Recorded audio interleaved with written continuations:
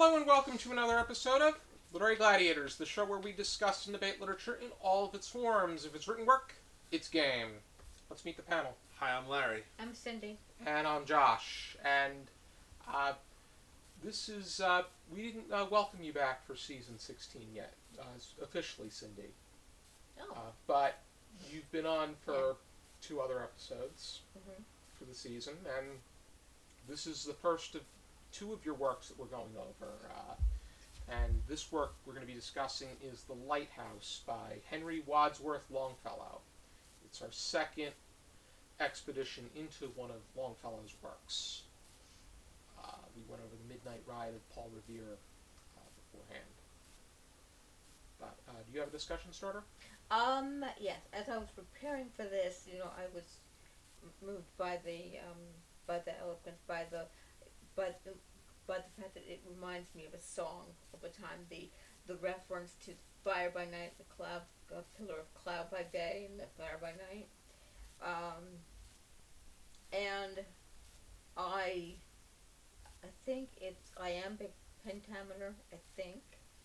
So when I think of the poems by Longfellow, I'm also reminded of the fact that he has written some of our hymns, including I Heard the Bells on Christmas Day, which they made into a movie.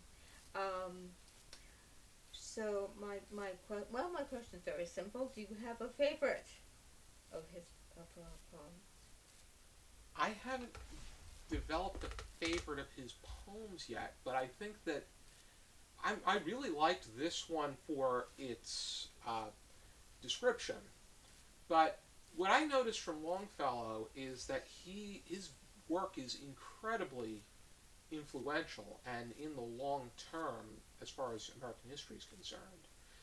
When we went over Midnight Ride of Paul Revere, or Paul Revere's Ride, it was the way that he depicted it made it much more glorified and much more of a myth than it actually was. It was a much different... Paul Revere's Midnight Ride was far different from how Longfellow depicted it, and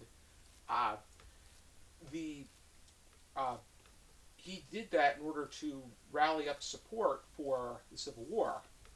In this case, I think that he really speaks of American patriotism and also bringing to light the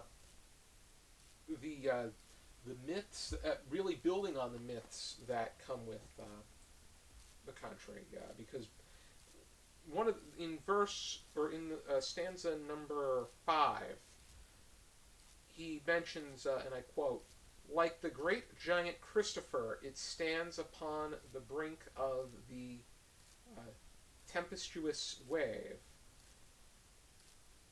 Christopher, to me, what I thought of was Christopher Columbus after giving it some thought, and how Christopher Columbus is perhaps the most glorified figure in American history.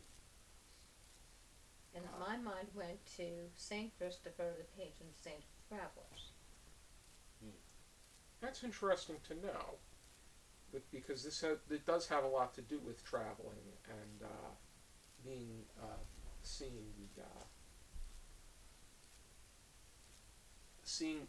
the lighthouse, because it does bring in it serves as a guide to those that are traveling.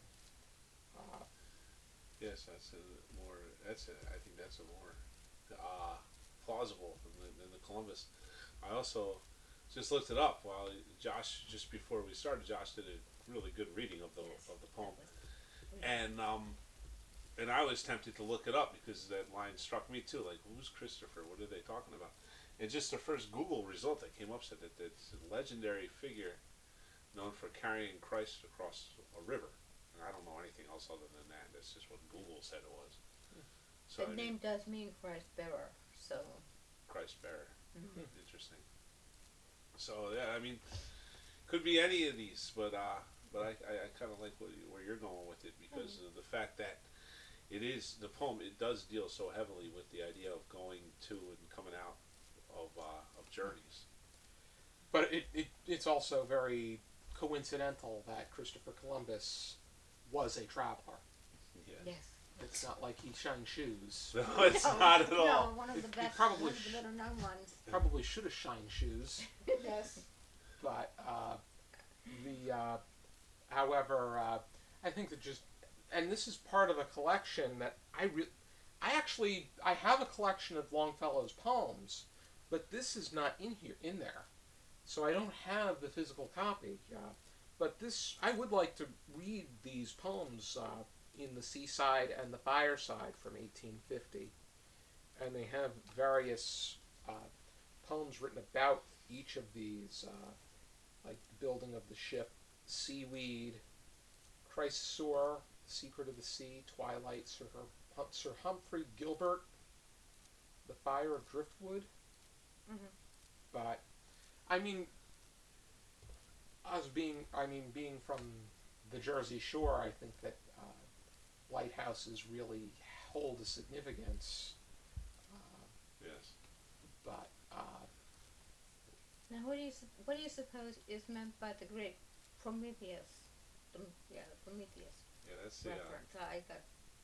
Wasn't sure about that. Oh, that's the challenging part for me because and he's still holding the fire of Jove, who's Jupiter,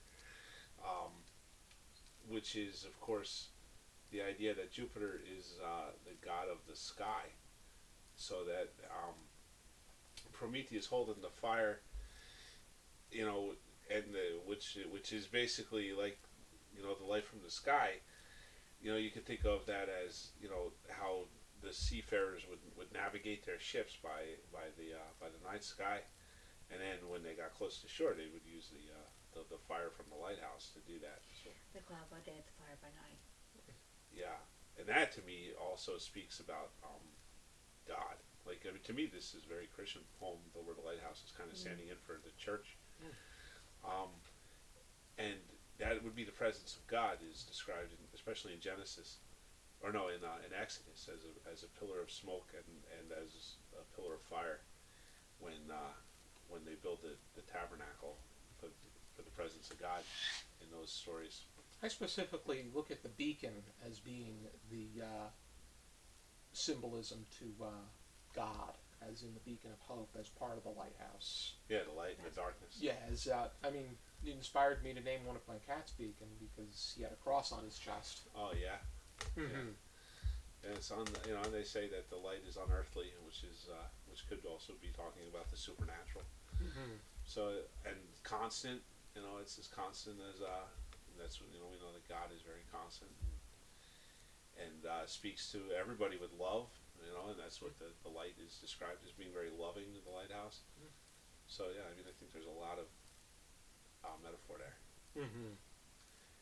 I think that the opportunity that Longfellow takes, it's just beautiful, using that depiction of nature and pretty much putting it side by side with or using it as a driving force to, in your case, as you're arguing, show the light that comes with God and with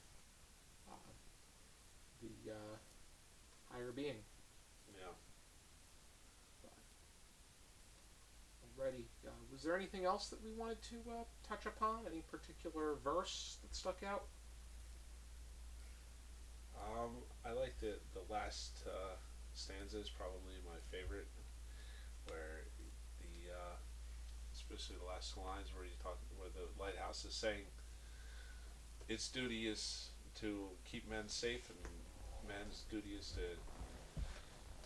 become a brotherhood, and in other words.